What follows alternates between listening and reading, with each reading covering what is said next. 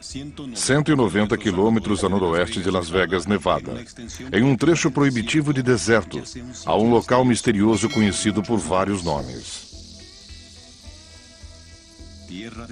Terra dos Sonhos, Rancho Paraíso, Groom Lake e o mais notável, Área 51.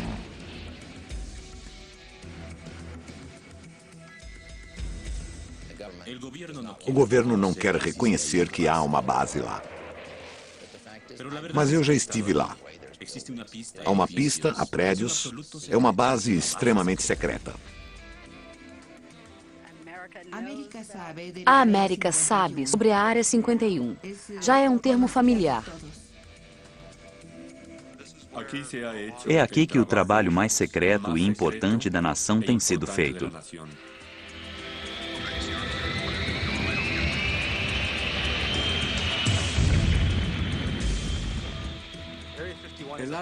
A Área 51 é terreno fértil para a conspiração.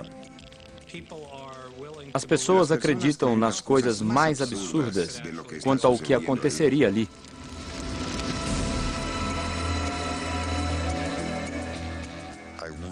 Não acho que o governo poderia ocultar um disco voador que temos desde que eu tinha 1 ano de idade. Não acho mesmo. Há muitos segredos na Área 51. Porém, os mais bem guardados poderiam levar alguns desses oficiais para a prisão. Entrada proibida. Toda a área tem sensores magnéticos e de disparo eletroóptico. Se passar da linha sem autorização, eles atiram em você. Próxima parada, Área 51. Área 51. A verdadeira história.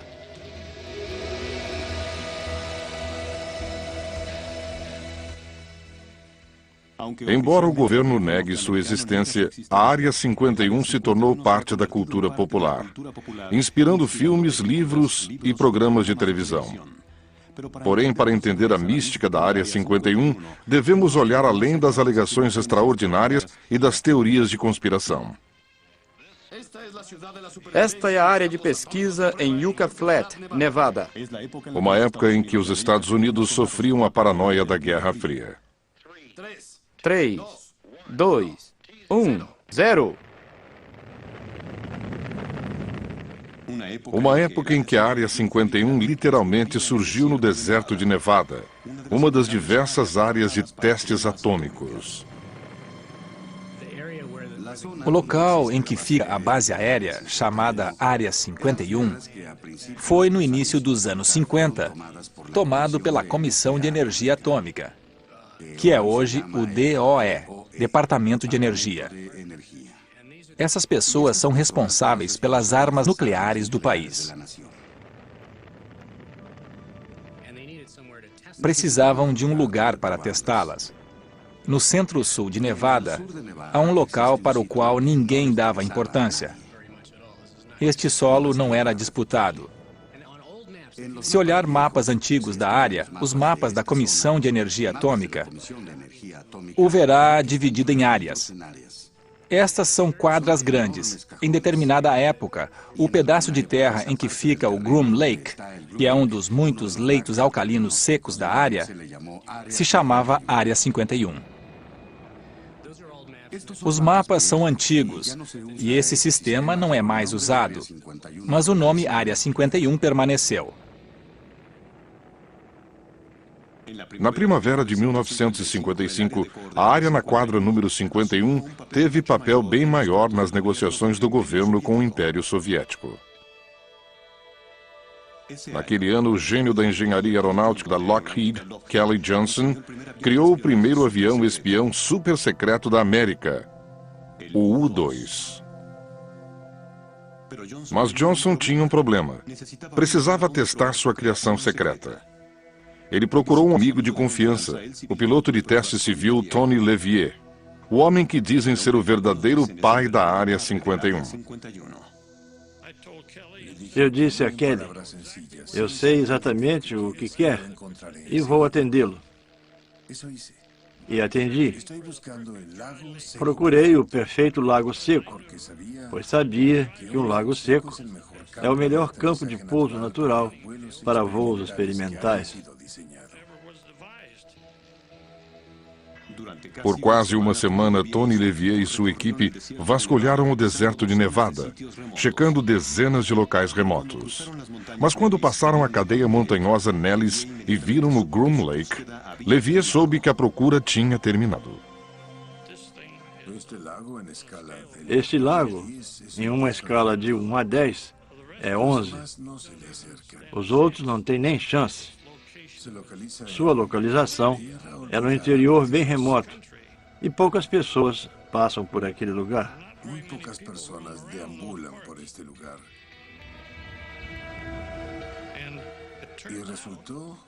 Por fim, a CIA, a uns 50 ou 60 quilômetros de nós, tinha toda a estrutura e o equipamento para isso. E disse que construiria uma base para nós. Com isso, a Área 51 tornou-se a instalação militar mais confidencial do governo. Em poucas semanas, Tony Levier se viu ao controle do rebento da Guerra Fria de Kelly Johnson, o avião espião U-2.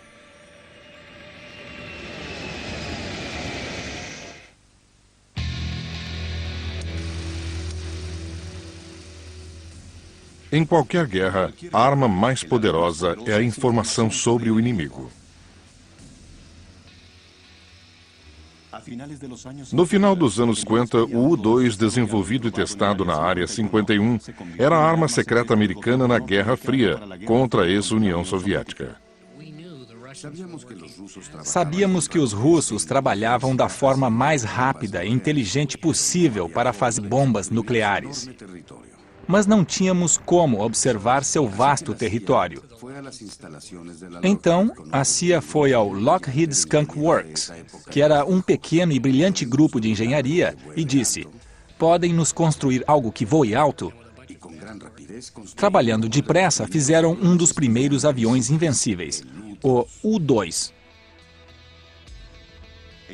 Equipado com câmeras sensíveis ao infravermelho, o U-2 era capaz de gerar imagens aéreas detalhadas das instalações inimigas, a até 80 mil pés de altura, muito além do alcance do radar inimigo. Embora o avião U-2 fosse uma nave espiã, inventaram a história de que era testado no Lago Groom para pesquisa climática a grandes altitudes para o Comitê Nacional de Aeronáutica, NACA, um antecessor da NASA. Pintaram marcas falsas da NACA caso algum caísse fora de lá. Durante anos, o U-2 fez dezenas de missões clandestinas no total anonimato, trazendo provas fotográficas vitais da instalação militar russa de armas nucleares. Mas em maio de 1960, todo o segredo que cercava o U-2 caiu por terra. O segredo envolvendo o avião U-2 se acabou quando um deles foi parar em um remoto território da Rússia. O piloto Francis Powers fez um voo espetacular. Houve o famoso abate de Francis Gary Powers, e ele foi capturado. E foi em um momento delicado, quando haveria um encontro de cúpula entre Eisenhower e Khrushchev. 5 dias antes, nosso rapaz cai do céu em um avião não reconhecido, o que criou enorme rebuliço. Caso de espionagem sobre a Rússia. Nas vésperas da conferência com o premier Khrushchev, a notícia de que um avião americano é derrubado em território russo. Os Estados Unidos são acusados de acabar com a conferência antes da hora. Gary Powers foi condenado por espionagem pelo Tribunal Soviético e sentenciado a 10 anos de prisão. Porém, logo foi libertado em troca de um agente soviético em poder dos Estados Unidos. Apesar de envergonhado pelo incidente com o U-2, a informação que o governo americano obteve com as missões secretas se mostrou valiosa.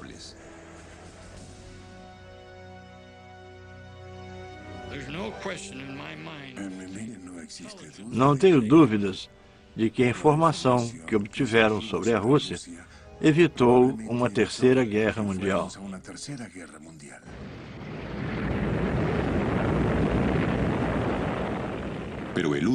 Mas o U-2 era só a primeira de muitas aeronaves confidenciais a ser desenvolvida e testada sobre a Área 51.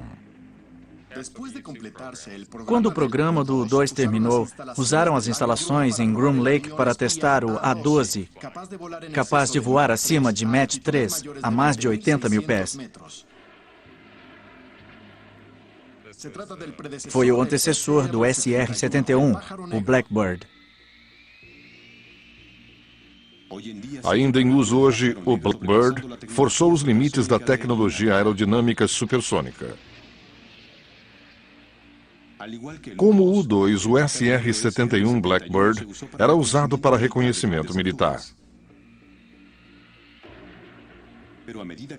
Mas com o avanço da tecnologia do inimigo, até essa aeronave sofisticada ficou vulnerável e os projetos clandestinos da Área 51 tomaram um novo rumo surpreendente.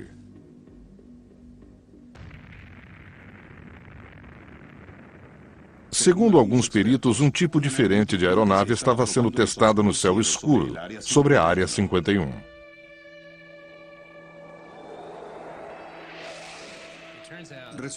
Vários de nossos agentes conseguiram obter aparelhagem militar russa, ou seja, caças MiG, sistemas de defesa por radar e muito mais.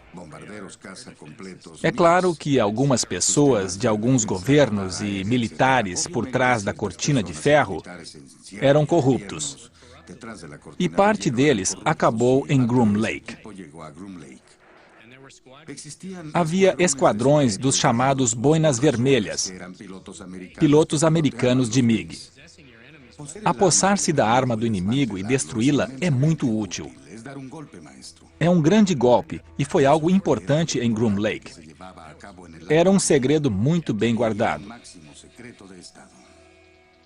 Mas os MiG russos e os Boinas Vermelhas não eram os únicos segredos na Área 51. Acompanhando Groom Lake nos anos 70, entramos na era do stealth. Foi quando aviões Have Blue foram desenvolvidos e testados lá. São chamados de demonstradores de tecnologia. Descobrimos ser possível manipular reflexos de radar com essas superfícies planas. Parece um anel de diamante. Mas será que voa? Era melhor construir um e testá-lo antes de encomendar um monte deles. Os Have Blue, que são feitos à mão e são pequenos, provam que pode-se fazer objetos aerodinâmicos e controláveis extremamente difíceis de o radar captar. Ao mesmo tempo, surgiu outro programa esquisito e que se tornou público, chamado Tacit Blue. Era um aparelho muito feio. Parecia um cruzamento entre um pão francês e uma pá de neve. Eles estavam tentando entender contornos mistos, indo além dos formatos planos do stealth e suavizando-os, como a lataria de um carro com curvas arredondadas. Dos projetos Have Blue e Tacit Blue, surgiu a tecnologia para a aeronave mais confidencial da América até hoje.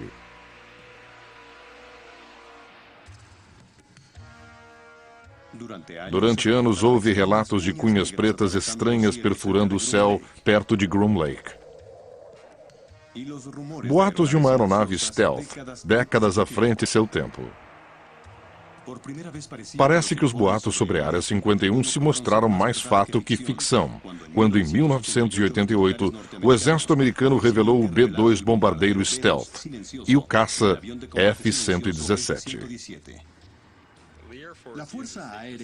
A Força Aérea usa o segredo para proteger a tecnologia avançada. Esperam que, mantendo algo oculto o maior tempo possível, um inimigo em potencial não ganhe vantagem. Deu certo com o programa Stealth. Durante os testes do F-117, todo o trabalho era feito à noite. Os mecânicos, os engenheiros, os pilotos, todos se habituaram a viver de noite. Os homens que lotavam o jato negro, como era chamado, se vestiam de preto. Em fevereiro de 1991, os anos de voo secreto sobre o deserto de Nevada foram postos à prova, sobre as areias do deserto do Golfo Pérsico. O F-117 é chamado de caça stealth. É um leve bombardeiro e se mostrou muito útil na Guerra do Golfo Pérsico, pois funcionou. O mundo viu o bombardeiro B-2 e o caça F-117 levarem um devastador e singular poder de fogo sobre o pasmo exército iraquiano. Eles não faziam ideia de que essas armas de destruição em massa existiam.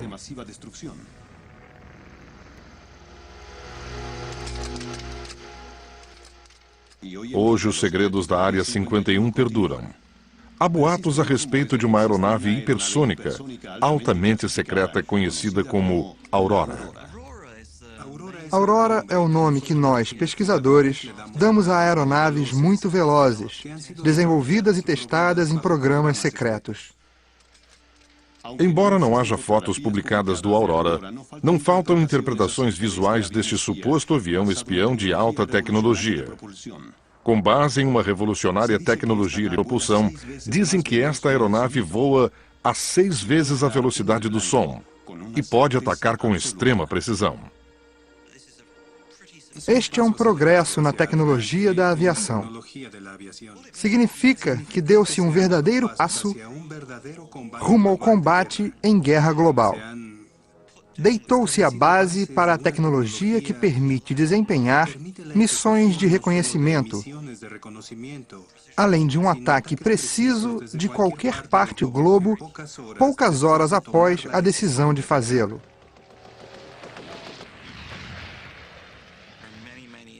E há muitas indicações de que boa parte da pesquisa e do desenvolvimento aconteceu sob orçamento secreto. Indicações fortíssimas de que a aeronave foi construída e colocada em serviço. Bill Sweetman aponta muitos registros oficiais e militares como prova de que o Aurora existe.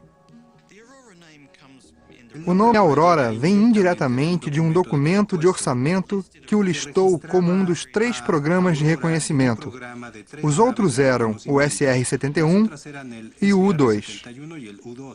Pouco depois, começamos a ver as primeiras evidências físicas do programa de alta velocidade na forma de ressonâncias sônicas inexplicáveis sobre o sul da Califórnia.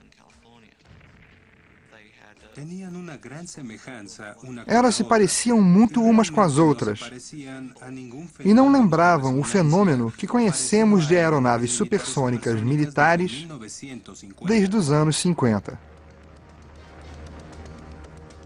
Além das estranhas ressonâncias sônicas registradas pelos sismógrafos da Caltech, Sweetman crê que haja outra evidência do Aurora.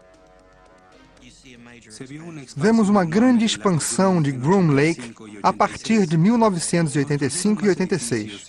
Há mais prédios erguidos e mais estradas. O comprimento da estrada é proporcional à velocidade de decolagem e pouso. Quando se tem velocidade alta para pouso e decolagem, trata-se de uma aeronave muito veloz. Ao mesmo tempo, houve um drástico aumento de relatos de aeronaves esquisitas e velozes em Groom Lake. Os moradores de Nevada viram um avião estranho. Eles fazem muito barulho ao atravessar o deserto. São explosões sônicas. Os militares podem dizer que não existem, mas existem sim.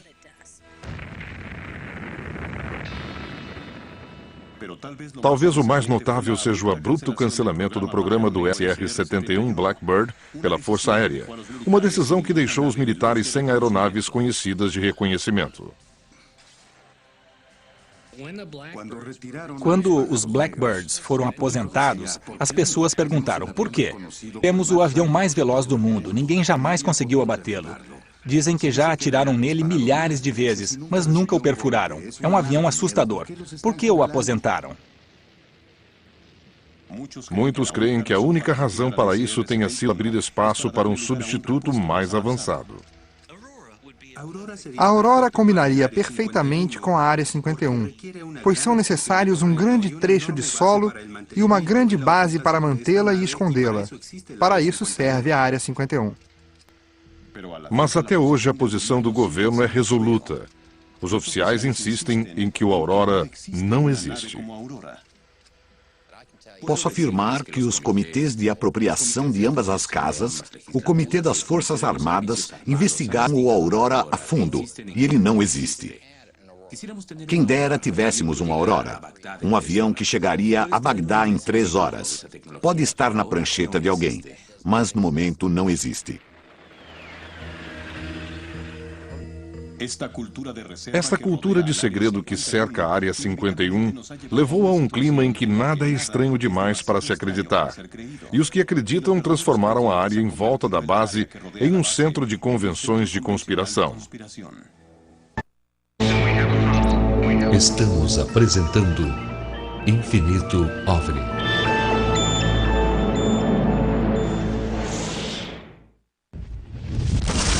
Estrada extraterrestre. O que acho que todos deveriam entender é que Nevada tem a única estrada extraterrestre do mundo.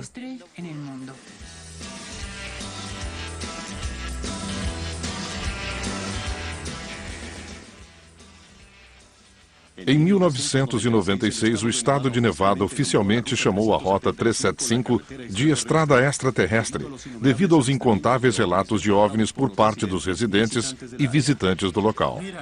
Veja, é incrível. A ligação dos OVNIs e alienígenas à Área 51 pode ser traçada até um homem, Bob Lazar, físico formado pelo MIT. A história da Área 51 se tornou pública em 1988-89, quando Bob Lazar surgiu, dizendo que trabalhou em uma nave alienígena na Área 51. Quando Lazar foi a público com as declarações, a mídia enlouqueceu.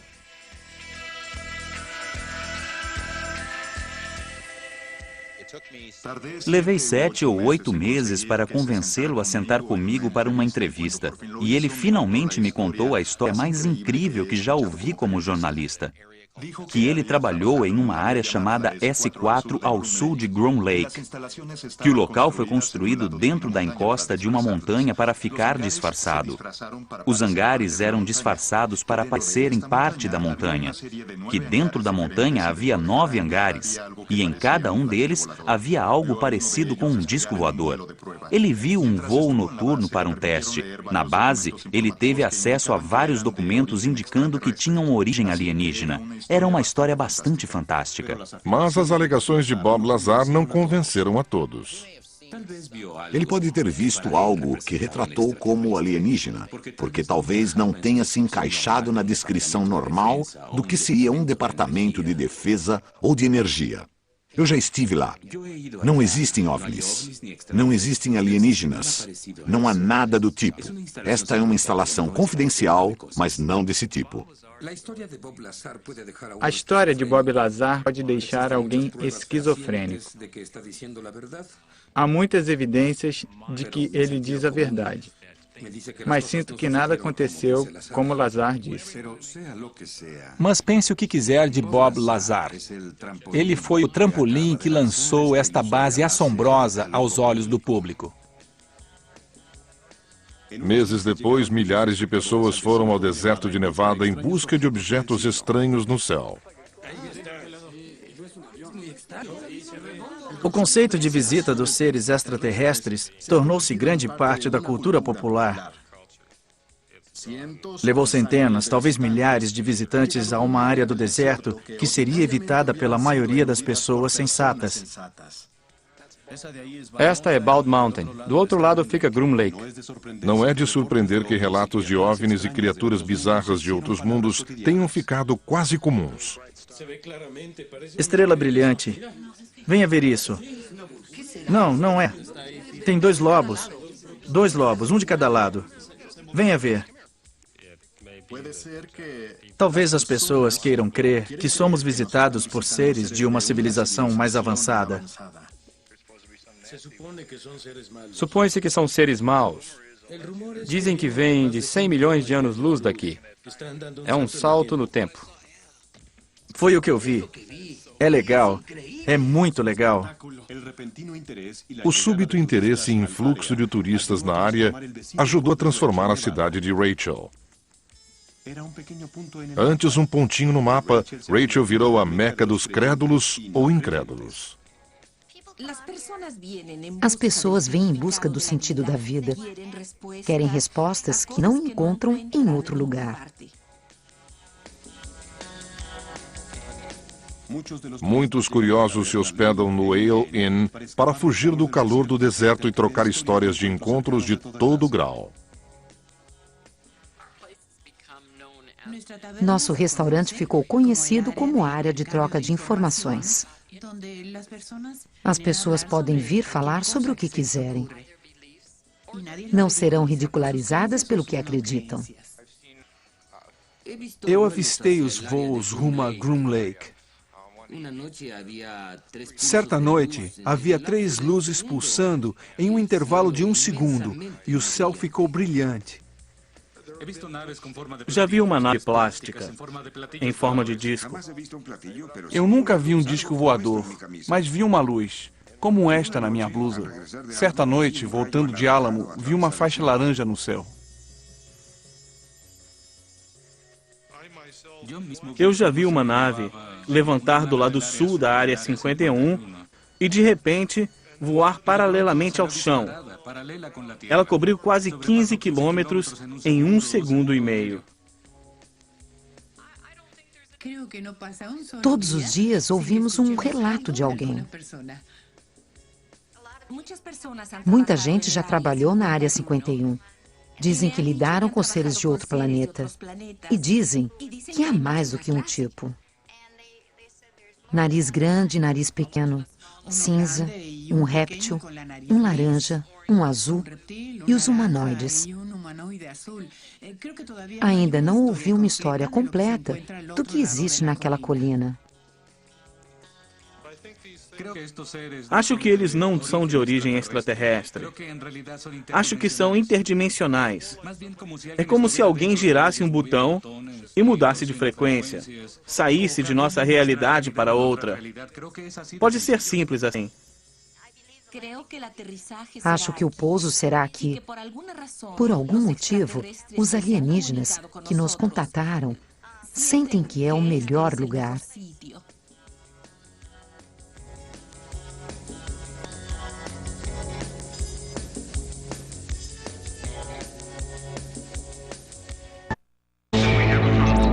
Estamos apresentando Infinito OVNI.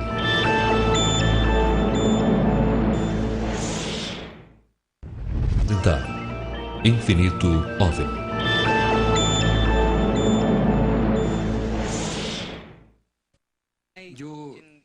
Eu queria pensar que há alienígenas na Área 51, mas não vou acreditar até ver um. É um ótimo tema para um filme. Como produtor executivo do filme de ficção científica Independence Day, Bill Fay encontrou uma resposta oficial incomum quando buscou o suporte técnico militar para fazer o filme.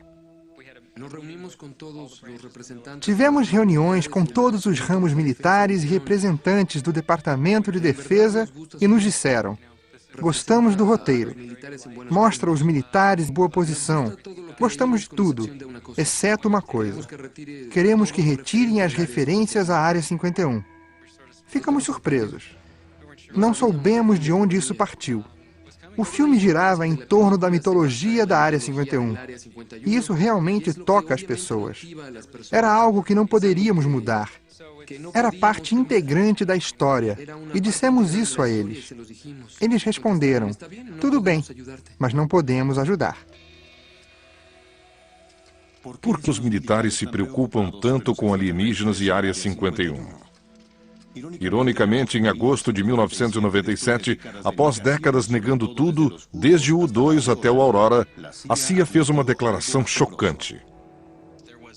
Um relatório da CIA foi liberado, admitindo que a Força Aérea usou OVNIs dos anos 40, 50 e 60 até hoje como disfarce para suas atividades. Segundo a declaração oficial da CIA, milhares de OVNIs relatados por testemunhos eram apenas testes e voos de reconhecimento. Quando se compila o conjunto de voos do histórico do U-2, do SR-71, de seu antecessor e do Tacit Blue, que levou o desenvolvimento do caça stealth, o herói da Guerra do Golfo, tem-se resposta para todos os avistamentos de OVNIs na Área 51. Mas por que permitir tantos boatos de OVNIs e alienígenas? A CIA gasta mais da metade de sua verba em contra-espionagem e atividades de desinformação. A ideia é que se podemos atar o inimigo e fazê-lo gastar energia e recursos caçando coisas que não existem, podemos ter vantagem sobre ele. Se você classificar os relatos como sendo de OVNIs, ninguém vai investigar. É um disfarce muito inteligente. Muitos creem que a declaração da CIA não passa de sua mais recente trama de desinformação para encobrir a verdade quanto a OVNIs e a Área 51.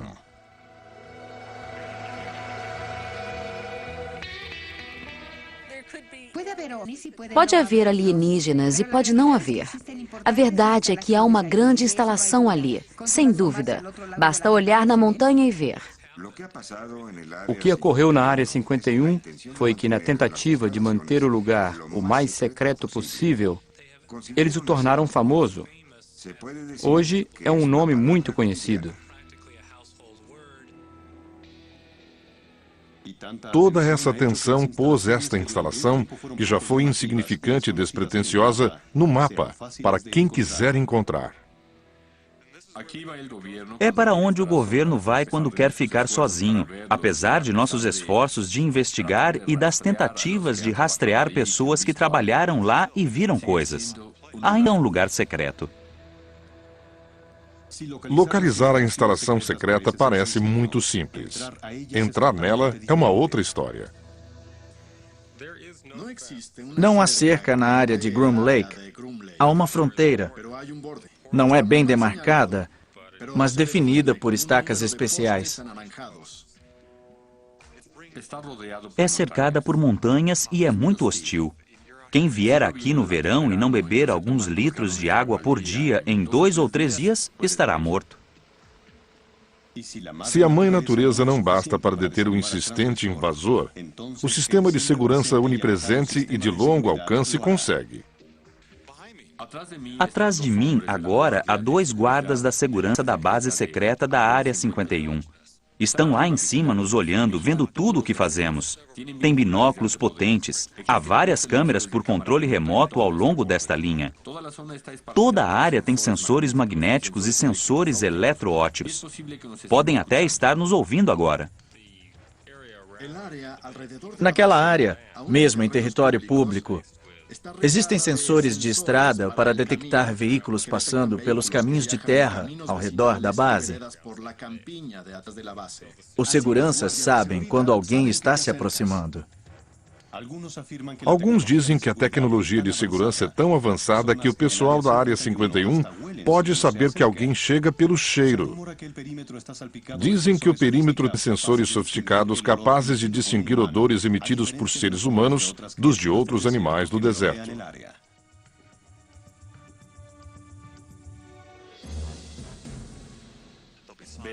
Há placas dizendo "pare aqui", equipamento não detonado, área contaminada, radiação, ou uma pequena linha dizendo uso de força letal autorizado.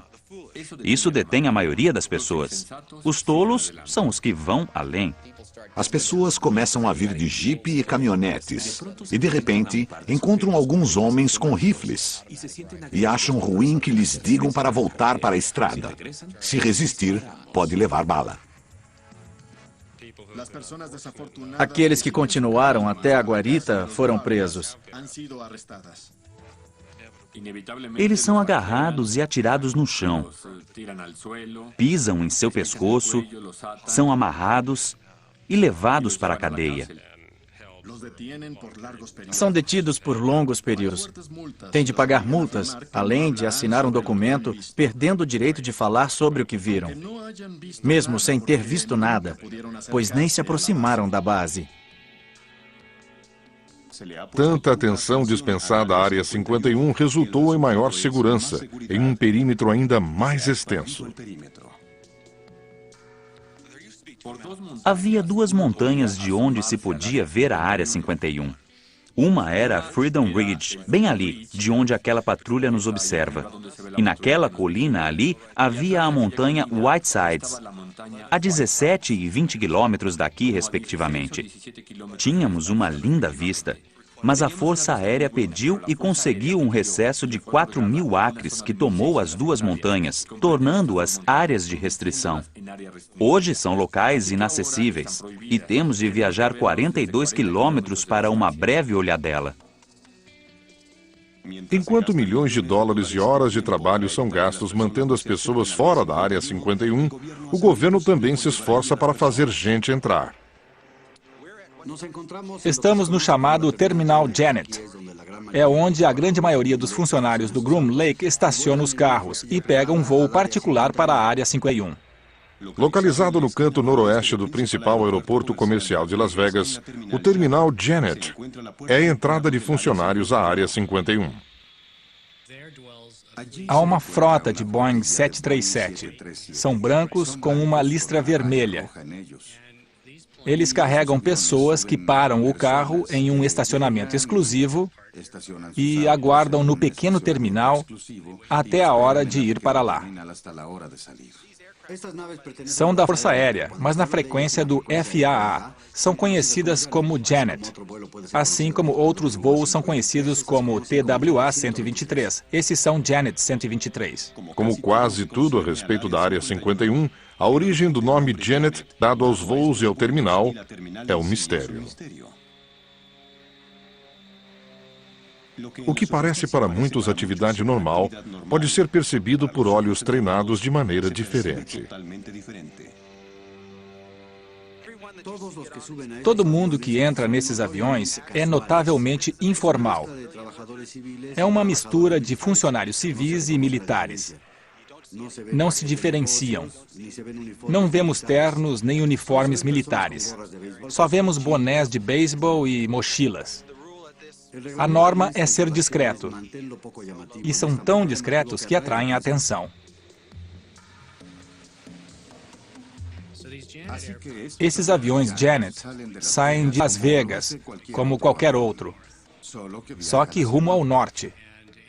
De fato, são responsáveis por muitos relatos de avistamentos de OVNIs, porque alguns voam à noite e outros começam às 4:30 da manhã. Se ficasse em alguma colina em que ficávamos, antes de a terra ser tomada, víamos as luzes de pouso. Devido ao local próximo e ao ângulo, víamos uma luz muito brilhante em nossa direção durante 5 ou 8 minutos, quase parada. Então, tem de ser uma nave-mãe de Zada Reticula, certo? Não, é um 737. E os funcionários que não gostam de voar vão de ônibus. Veículos discretos que se dirigem a Groom Lake diariamente.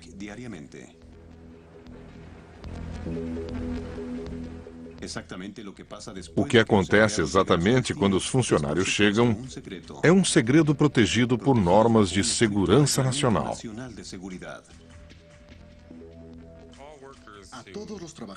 Todos os funcionários que vão ao Groom Lake assinam juramento de que jamais revelarão qualquer coisa vista ou ouvida lá e não comentarão o que quer que seja sobre o seu trabalho. O problema de uma base que não existe é que não precisa obedecer à lei pública. Se não existe, não se preocupa com direitos trabalhistas, não se preocupa com leis ambientais. Se o funcionário não pode nem falar a respeito e o governo não admite que existe, quem é o responsável quando algo sai errado? O manto de segredo envolvendo a Área 51 foi subitamente ameaçado quando ex-funcionários entraram com uma ação civil no Tribunal Federal, alegando danos criminosos do governo. O litígio da Área 51 é muito grave, porque envolve alegações de conduta criminosa e diz que atos criminosos eram praticados encobertos pelo segredo. Tais atos criminosos podem ter resultado na morte de 2 pessoas e causado ferimentos em muitos funcionários. No processo, os ex-funcionários alegam que por mais de uma década, de forma secreta e ciente, o governo queimou lixo altamente tóxico na Área 51. O governo decidiu que a Área 51 não existia legal ou oficialmente. Não queriam retirar lixo comum e lixo perigoso desta grande base aérea. Nada do que entrava saía. Quando começaram com aeronaves experimentais e a operar muitos aviões, passaram a produzir lixo perigoso. Então, começaram a queimá-lo, o que é um crime. Era um depósito de lixo perigoso com um sistema de eliminação deste material ao ar livre. Após trabalhar na Área 51 por vários anos, o metalúrgico Robert Frost adoeceu apresentando muitos sintomas estranhos. Ele começou a ter problemas de pele. Tinha irritações e bolhas que não saravam. Ele procurou vários médicos e ninguém parecia saber o que estava causando aquilo. Apesar da natureza misteriosa e rapidamente progressiva da doença, Frost foi proibido de revelar o que fazia e onde trabalhava. Se lhe perguntassem se ele sabia se foi exposto a algum material, algum produto químico, ele respondia que não sabia, não podia responder. Diziam aos funcionários que não importava o que acontecesse na Área 51, o lugar não existia, nem eles. A falta de informação tornava quase impossível para os médicos cuidar da doença. Foi muito difícil, muito frustrante e assustador. Em 1988, Robert Arthur Frost morreu aos 57 anos. O resultado de uma autópsia oficial sugeriu que Frost foi exposto sistematicamente a lixo tóxico. Creio que encontraram 18 produtos químicos no organismo do meu marido, alguns em quantidade 10 vezes maior que a encontrada normalmente nas pessoas. Acho que havia 2 ou 4 que nunca tinham sido encontrados em seres humanos. Em agosto de 1994, Helen Frost entrou com uma ação em nome de seu finado marido e outros 6 ex-funcionários da Área 51. Eles também foram forçados a sofrer em silêncio em situação parecida. Mas desde o início, o advogado Jonathan Turley sabia que seria difícil. Quando abrimos o caso nas 2 primeiras audiências, o governo não reconheceu a existência da Área 51. Pode-se ver a base de locais públicos. Há fotos de lá. Os russos, por tratado, podem sobrevoá-la. E os advogados do Departamento de Justiça disseram: não podemos admitir nem negar a existência da base.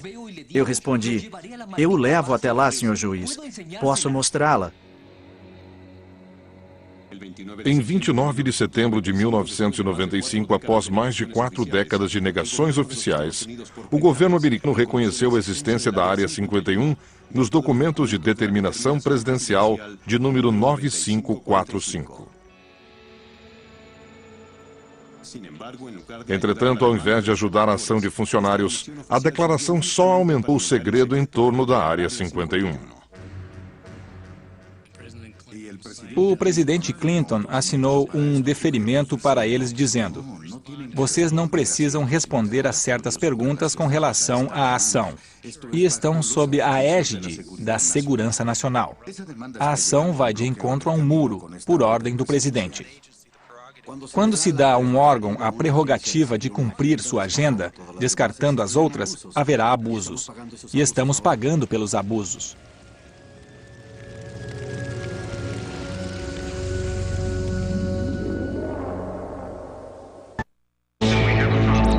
Estamos apresentando Infinito OVNI.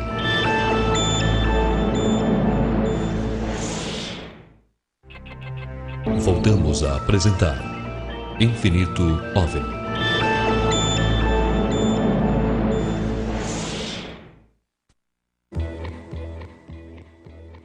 A recente polêmica acerca da Área 51 pode não ser mais discutível.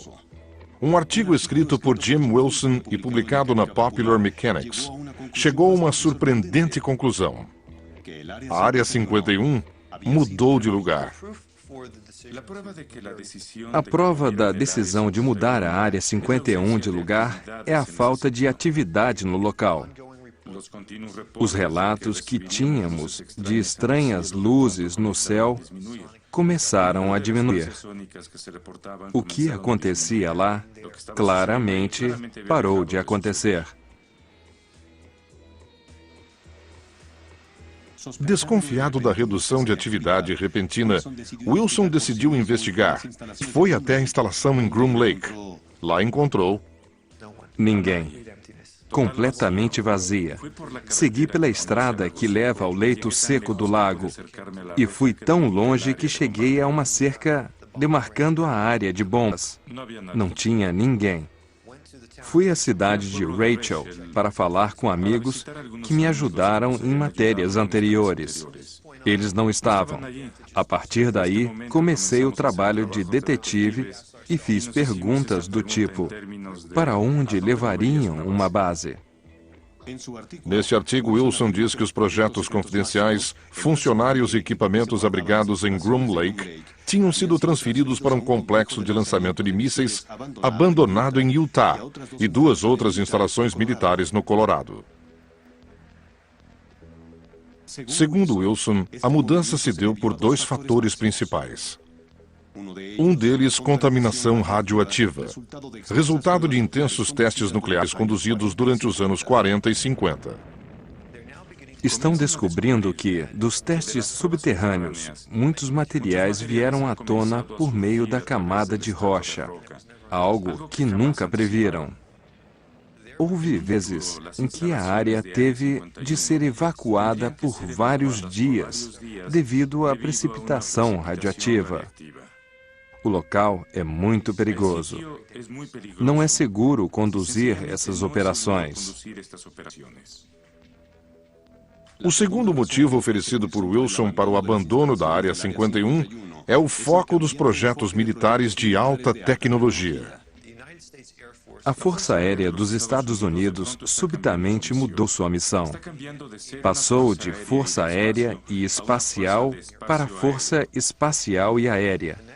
A próxima geração de naves poderá voar no espaço. Para tanto, é preciso uma plataforma diferente de lançamento e de instalações de apoio muito caras de duplicar. Muitas delas já existem nas redondezas de Colorado Springs. Há plataformas de lançamento e uma plataforma de pouso muito segura na base da Força Aérea Michael, que fica no meio de uma área na qual ninguém em sã consciência quer entrar. É onde testam agentes biológicos e de gás asfixiante.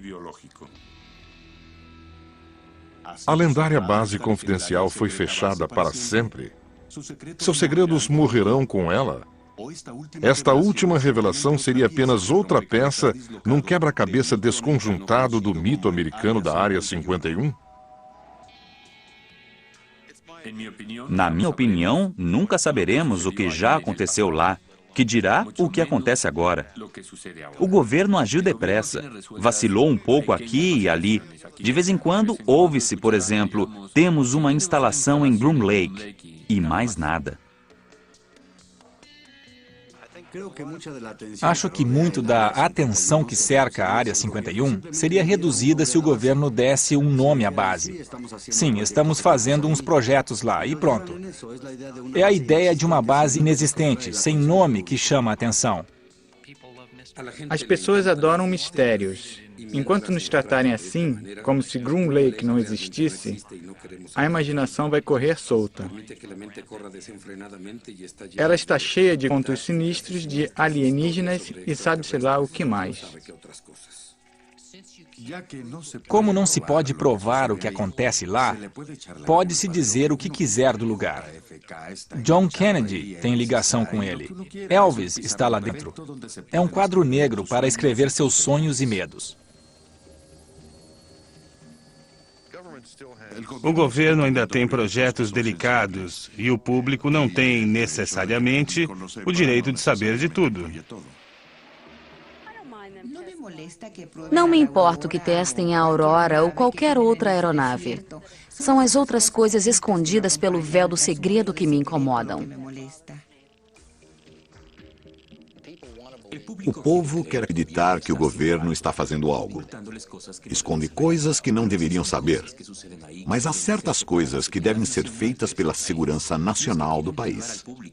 Não queremos privar o povo americano desta informação, e sim outros países do outro lado do oceano.